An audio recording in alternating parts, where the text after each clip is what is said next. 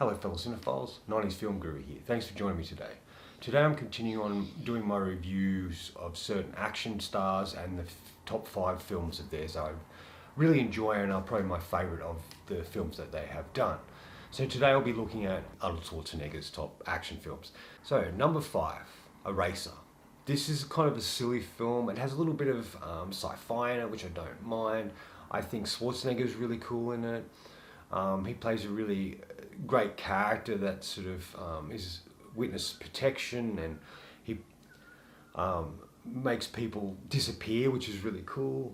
And he's kind of really larger than life, and it's definitely one of his sort of last really great action films in the 90s. I think he did a really great job in it.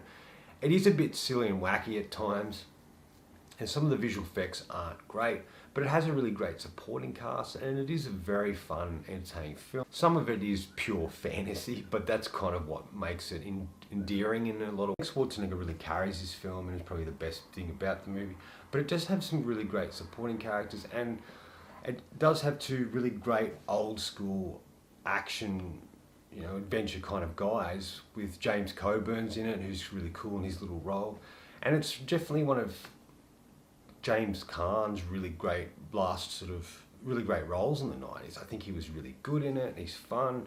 He plays a character that seems good to begin with, but he's a bit questionable, and I like the rivalry between him and Schwarzenegger is really cool, and that's why this film is kind of one of my favorites, and it's kind of one I do enjoy and go back to from time to time. Number 4, Last Action Hero.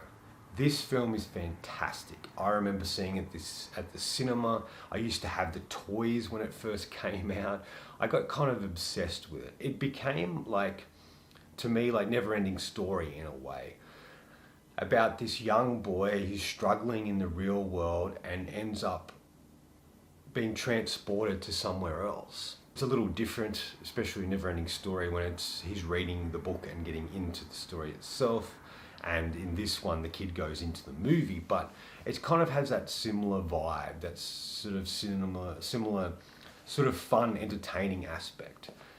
Yes, Last Action Hero is a bit darker than Never Ending Story in certain aspects, but they are similar in many ways. And it also feels like Alice in Wonderland. This young guy gets sucked into this place that he's unfamiliar with, and he meets all these really wacky and weird characters, and he sort of has to find his way through to find his way home.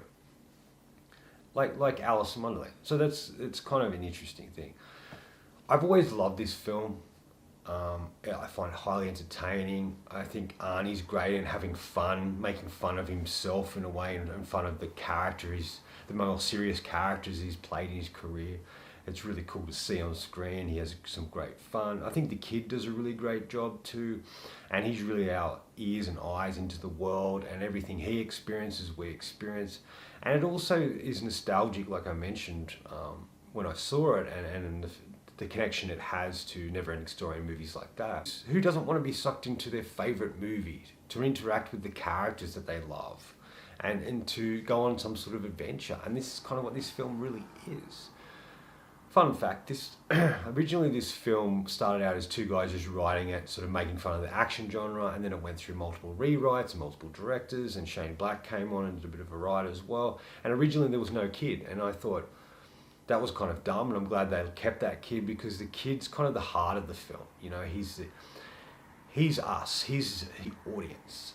His journey is our journey, and without him, it just kind of wouldn't have the same impact, the same connection that I guess it does ultimately have. Is it the best action film in the world? No, it's not perfect, it has issues, but I think in the issues is the funness of it. It's a film you don't take too seriously, and you just enjoy it. If you're taking it too seriously, then you're misunderstanding the point of the film. But this is definitely why it's on my top 5 list, because I think it's a fantastic movie. And I watch it over and over again, and every time I watch it, I draw something else from it. But it's definitely one of those films when you want to kind of cross between an action film and an adventure film. It's definitely worth checking out. The film is over the top, but over the top in a really great way. Number 3, Terminator 2. Now, I probably wouldn't say this is one of his most amazing performances. But I really like him in the movie. I like that it's a Terminator that's growing and learning and has a strong bond with John Connor, and helps John Connor trust robots a little bit more, or Terminators, than he had previous. And he sort of is a father figure to John, and that's kind of why I like this film and his performance in it. He's super cool. He plays a Terminator probably a little bit too convincingly, but he's great. And this was one of the best sequels, not only of the Terminator series, but also of any other film. This is one of the great sequels in my opinion. Yes, it is similar in aspects to the original film, but it evolves it and it changes things a little bit, and we focus on a different character, and then we shift with the Terminator a little bit to show something a bit different, and that's why I like it. But Schwarzenegger's really cool in it. He's a really great character. You know, you sort of like him, and you like to see him evolve, you know what I mean, in a way, as much as a robot can, but he does evolve, he does learn things. He doesn't go gung-ho shooting everybody because John tells him not to. He does things in a different way. And it has a really great opening where we really get to see the apocalyptic future that Kyle Reese has always talked about, especially in the first film. We get to see more of that, and Stan Winston's Terminator designs and creature work and the model work in that sequence is fantastic. Cameron really understands Schwarzenegger and knows how to use him, and I think every time they've worked together, it sort of has shown Schwarzenegger in a different way, and I love that. And he's definitely one of my favourite Terminator films, and one of my favourite sort of action sci-fi movies. There is two versions of the film. If you're going to watch it, haven't seen it, or I've only seen the theatrical version, the director's cut's the best, just because there's added scenes, things make more sense, and it just feels a bit more of a rounded movie. Besides Schwarzenegger, it has a great cast. Linda Hamilton's back again, playing a really cool kick-ass version of Sarah Connor. Edward Furlong, introducing Edward Furlong as John Connor, as a young teenage John Connor. He's great in the movie, and he has great chemistry with both Hamilton and Schwarzenegger. I like the introduction of the new Terminator, the T-1000, and is a liquid metal, which is really cool. We get to see what he's capable of, and played brilliantly by Robert Patrick, who I didn't really know at the time when I first saw this movie, because I remember I missed this at the cinema, but I saw it on VHS when you used to go to Video Easy, and they'd have all like rows and rows of the movie, and they'd all be out, and you'd have to leave your name and they'd have to contact you, and another one would come in, and all those sort of fun things. And that's why this film has a sort of a nostalgic effect for me as well, because I remember when I saw it and how I had to go about renting it to actually see it, and since then it's just become one of my favourites. Where all the characters are kind of makes sense as well. John Connor into foster care, and not quite believing he's meant to be this sort of messiah, sort of, you know, hero of the war that's meant to come in the future. He's done all the things that his mother's asked him to do, but he doesn't completely believe. Sarah Connor ending up in a psychiatric hospital after trying to blow something up makes sense. And just how when they send the T-1000 and Schwarzenegger's character back, you're not quite sure who's the good guy and the bad guy to begin with. And that was a cool flip. And I think Schwarzenegger was able to do that quite well, to go from this mostly voiceless, blank robot to evolving into something else. And that's why he's great. Number 2, Total Recall. Wow. Who doesn't like this film? Who hasn't always envisioned intergalactic travel and talking about Mars and colonizing Mars and all of that sort of stuff that they talk about now? This kind of was looking at that way before that. I love all the stuff on Mars. I love how it's all red, and I like that there's storyline going on, and it's based on a Philip K. Dick story, so it's kind of weird and creepy and strange, but that adds so much to it. And then you've got Schwarzenegger, this guy that is sort of bored with his life and dreams of something better, and really decides to go and get memories put into his brain of recall so he can live out his fantasies of being some sort of spy or action hero or whatever he wants to do. Unbeknownst to him that he already is this and he's in hiding, but all of that aspect's great. That's why he's kind of an interesting character in this film. It's maybe not his greatest performance, but I do like the movie. I do like what he does with it, and I do like what he does with the character. It is a character that can get behind, and he's the audience, because we start to learn things as he does. He doesn't remember things. We don't know the things he doesn't remember, and it's just sort of evolving like that. Sharon Stone's really cool in it, playing a sort of badass sort of character. One of the great character actors, Michael Ironside's in it, is playing a villain. He's kind of cool in it as well, kind of a bit psychotic and crazy. Like, he does well, and I liked him in the film. Rachel Ticotin, I'm not sure if I'm pronouncing it correct. She's fantastic. She's one of my favourite female heroines in any movie, and her performance here is really great, and I love the relationship and interaction between her and Schwarzenegger.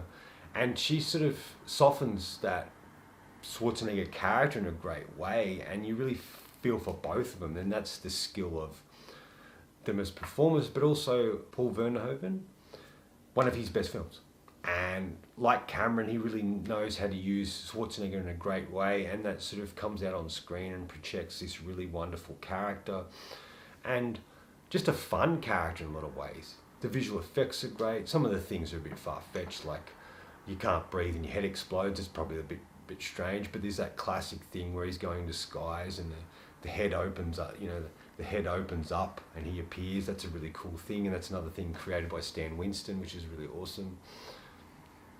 There's so much to love about this film in the normal world, but once we get to Mars, that's where the film picks up, and there's this terroristy sort of mutant group that's really cool, and then you've got the main corporation villains, which is great, and just things that happen in it. Like, there are moments where Schwarzenegger does things that are a bit silly, like towards the end where there's like a projection of a heap of versions of him and he's laughing. It's kind of weird, but the rest of it's great, and he's a really cool character, and that's definitely why he's on my list. And before I get to number one, honourable mentions in a way. Kindergarten Cop, I think, isn't bad. His performance is very comical and silly, but it kind of is a film that shifts, especially when it's directed by Ivan Reitman. It's kind of like, it starts with him super cool, and he's got a trench coat and a beard and glasses and this big shotgun, and he's chasing this bad guy. All that sequence is great, and that's a really good performance. But obviously when we shift and they have to go somewhere else in the movie, and he has to become a teacher, this is where the film shifts into the Reitman sort of usual comedy shtick that he does well. And that's when the film sort of shifts, and then when we get to the end, it shifts sort of back a little bit to the first part of the movie. So there's two elements to it, but I do still like it, and I think he's fun in it. There's movies like Jingle All the Way. That's a great fun Christmas film. End of Days is a good sci-fi action movie, but the problem with that one is I don't completely believe Schwarzenegger in it. There's moments where he cries and it doesn't look real, and there's a lot of aspects to it. His performance I don't love, but I do like the movie. Another film I would have loved to put on the list, but it just didn't quite get there, is Sixth Day. I think that's a great movie. It's a great sci-fi. Schwarzenegger's actually really cool in it, and they do some interesting stuff in that movie in regards to his character and interaction with particular other characters, and just how we view that character and how his world changes, and it's definitely one worth checking out. Okay, number one. My favourite Schwarzenegger film has to be True Lies. This is a great movie. Yet again, James Cameron aboard doing his sort of comedy action film take on being a secret agent, which I love. This is a spoof. It makes fun of it. This walks the line between a spoof and a solid action movie. It kind of makes fun of things in great ways. When you've got someone like Tom Arnold as your sidekick character, there's going to be a lot of comical and silly moments in it, but he's really funny. Like, they've even got Chuck Heston playing the leader of this thing, and he's got an eye patch. The whole thing's really great. And Schwarzenegger's having so much fun in this movie. I think he has as much fun in this film as we do watching it. It's just entertaining. His wife doesn't know he's a CIA operative. They just know him, that he works in sales or whatever. And when it's revealed, that aspect is really funny. Jamie Lee Curtis is really great in it. Bill Paxton's funny as well. It has some really great, wonderful moments in it. And like, it's one of the last sort of films that used the ideas of people from the Middle East being villains, like you'd see in so many action movies, especially in the 80s and early 90s.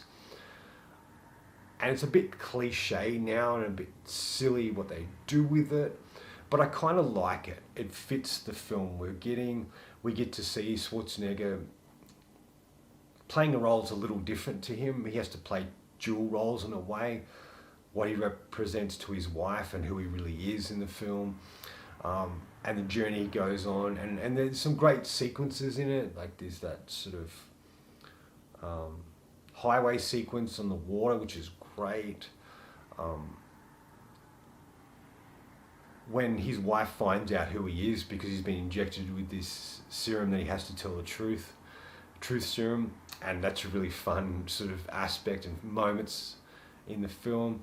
And Jamie Lee Curtis's character is kind of cool. Like, she starts out sort of an average housewife, and then only evolves into this cool character that we see at the end of the film.